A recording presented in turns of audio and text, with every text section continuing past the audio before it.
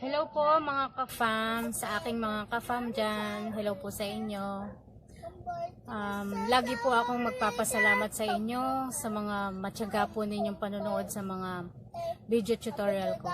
Alam ko naman po na hindi pa ako ganun kabihasa, hindi pa ako ganun kasanay, lalo na sa pagharap sa mga maraming tao, mga manonood. Pero gagawin ko po yung makakaya ko para maipahatid sa inyo or makapagbigay po ako ng konting kaalaman sa paggawa po ng mga DIY. Alam ko hindi ako ganun kagaling, hindi ako ganun ka-eksperto. I-sineshare ko lang po sa inyo kung ano po yung konting nalalaman ko. Dahil din po ito para sa akin, masaya po ako sa ginagawa ko. Ngayon, gusto ko rin po na may malaman din po ninyo sa mga hindi po marunong wala pa pong alam sa paggawa ng ganito. Simpleng-simple lang po yung mga ginagawa ko, kaya kayang-kaya nyo po siyang gayahin. Saka, thank you din po sa lahat ng mga nagsasubscribe sa akin, sa mga nanonood po sa akin. Kahit alam ko na, kasi bago pa lang talaga mahirap talaga ng mga subscriber at viewers. Pero, sa mga subscriber ko talaga, kahit ilan pa lang kayo, maraming salamat sa inyo. Sana natutulungan ko kayo at nakakapagbigay ako ng konting kaalaman para sa inyo. Ganun. Sa mga viewers ko po, sana po, kung hindi pa po kayo nakapag-subscribe, mag-subscribe na po kayo. Tapos kung pindutin nyo po yung notification bell para kung may mga bago po akong upload, mano-notify po kayo. Ang ingay naman nung nasa likod ko. Naiintindihan nyo po ba yung sinasabi ko? Ang ingay! Kaya talagang maraming salamat po sa inyo. Ngayon po, papakita ko po sa inyo. Nakikita nyo po ba yung suot ko? Ito. Ang cute, diba? Ano po siya? Simpleng-simple lang siya na headband. Ganito pa. Ano siya? Pearl crown beads headband. Pearl crown beads headband. Sabi kasi nung anak ko, yun yung anak ko na yun. Sabi niya, mukha raw siyang corona. Kaya sabi niya, para siyang crown. Ginagano niya sa niya. Yan, crown daw yun. Di ba isa? Oh. Ay, anak daw. Anak daw dapat tatawag ko sa kanya. Laki na mukha ko. Ayan, ganito po. Tatlo lang pong siya. Tatlo lang pong materials ang pwede nyong gamitin dito. Beads, tapos yung plain na headband. Yan, ganyan. Plain. Mura lang yung ganitong plain na headband. Lalo na kung makakakita kayo ng mga seller na wholesale. Pag wholesale ka bumili, medyo mura. Yun nga, kung kahit bata naman kaya to Teenager. Mga teenager na mga kikay dyan. Pwede nyong gayahin to. Kaya, ano pang hinihintay nyo? Mag-subscribe na kayo. Tuturuan ko kayo ng mga nalalaman ko. Kahit hindi ganun kaganda, hindi ganun ka perfecto, i-share ko pa rin sa inyo. Kaya, nagsimula na po tayo. Gagawin ko na po itong pearl beads headband. Apakasimple lang po talaga. Okay, let's get started. Hello guys! Nandito na po tayo para gawin ang crown pearl beads headband. Madaling-madali lang pong gawin ito, kaya kayang-kaya nyo po. Kailangan lang po natin ng plain headband. Kailangan plain po siya. Pwedeng kahit po na headband, pwede nyo pong gamitin. Basta plain lang po yung walang design. Yan, tingnan nyo po ito. Parang ang tibay-tibay. Kahit paglaruan ng bata, hindi siya agad-agad na mababali. Lalo na yung mga bata ngayon, pag pinaglaruan ng headband, bali agad. Pero ito, mukhang matibay siya, kaya magtatagal siya. tingin ko magtatagal. Tapos, kailangan din po natin ng, yan, ganyan po, para siyang wire. Para siyang manipis na alambre. Hindi ko lang po alam kung anong pangalan nito. Kung alam nyo po kung anong tawag dito sa, sa item na to, paki-comment na lang po dyan sa baba. Para malaman ko rin po kung anong pangalan niya. Kasi binili ko lang po to siya, nakita ko lang po yan sa binili ko sa Unitap Baliwag. Nung tuwing linggo kasi pag pumupunta kami doon sa Baliwag, sa Pampanga. Malapit kami sa may Baliwag, kaya sa Baliwag kami namimili. Nakita ko lang po siya, then nakita ko na pwede siya sa mga panggawa ko ng ipit, kaya binili ko. 'Di ba? May purpose pala kaya ako siya binili, para sa paggawa sa tutorial na to. Kaya ang ganda-ganda niya, oh. Malambot lang siya. Kaya kung alam nyo po, comment down below para malaman ko po kung ano din. Kailangan din po natin ng pearl beads. Depende po sa beads na gagamitin nyo. Kung gusto nyo may kulay. Kung gusto nyo naman po ng malaki. Ang ginawa ko po dito is 5 medyo malaki, tapos 12 na medyo maliit. Nasa sa inyo po yung kung gusto nyo pang pagandahin, bigyan nyo ng ibang color yung beads nyo, pwedeng assorted colors, pwede rin yun. Depende po sa inyo kung paano nyo pagagandahin. Yung ginawa ko kasi ngayon, parang simple lang siya. Kayang-kaya nyong gawin. Anak ko nga din, kayang-kayang gawin yan eh. Basta syempre, may tulong ng magulang. Huwag nyo nga hayaan yung mga anak nyo na gumawa sila mag-isa. Kailangan ng parental guidance is advice. Lalo-lalo na kung gagamit ng glue, yung glue gun, kailangan talaga magulang or basta nakakatanda sa kanilang pwedeng Yan, tingnan nyo yung mga beads. Madaling-madali lang po to, kayang-kaya ninyo. Kaya, let's get started.